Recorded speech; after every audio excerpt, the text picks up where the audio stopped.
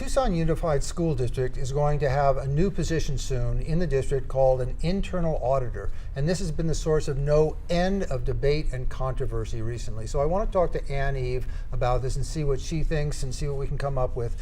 Basically, an internal auditor is someone who's paid by the district, an administrator who looks not just at the books, not just at the numbers, but all kinds of issues, safety issues, compliance issues, as well as money issues, to see, hopefully, ideally, if they can save money, make the district safer, make it a better place, cut out redundancy, things of that nature.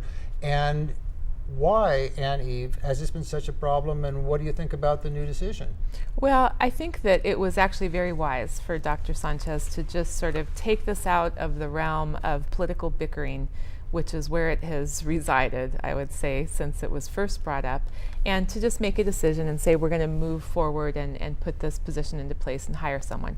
I know the Star criticized him because they thought that he did it without board approval. He said, I don't technically need board approval to put this position into place. And I think he's correct. And I think he was smart to just, at this point, take it out of the board's hands. There is a 3-2 division there that is, I don't know if it'll ever be mended. The idea of an internal auditor, I think, is a good one. In practice, I think is, we'll see how it plays out. If this person who comes in is good and can perform some audits, can oversee other audits that are done, suggest arenas where the district could be improving operations. Sometimes I think each individual department head, you can become kind of myopic and maybe not know what best practices are around the country or even around the state. So I think it could be a very good thing. I think nobody thinks it's a bad idea, because having that kind of oversight is a good idea, and the only question then becomes, is the money being well spent? And that is a decent question, but according to Dr. Sanchez, there have been some positions retired and cut. He has the extra money to do it. But the question becomes, because of the division you talked about in the school board and also in the community, whether this could be a gotcha position, whether it could be the equivalent of, let's say, the Benghazi hearings in Congress, where the idea is to pick until you can finally find something you can blow up and use against Sanchez.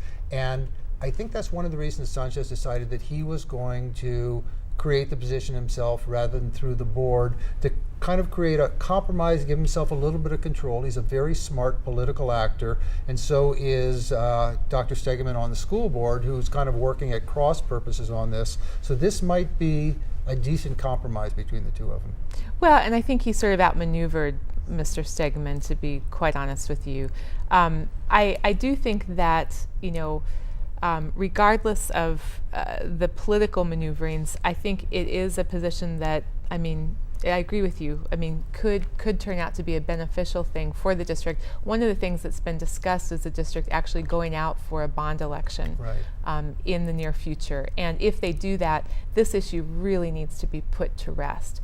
I think the concern, I would have is that, you don't want someone to come in and whitewash things either. Right. And I think that's what you're probably going to have Stegeman, et cetera, criticizing Sanchez And, for. we'll have to wait and see. The position is supposed to be filled around July. A lot of it's going to have to do with the person they hire. A lot of it's going to have to do with all kinds of internal politics. Nobody's going to be completely happy with the situation. But if someone does do some good watchdogging and makes good positive suggestions, this could be a plus for the district, and I hope it will be. I do too.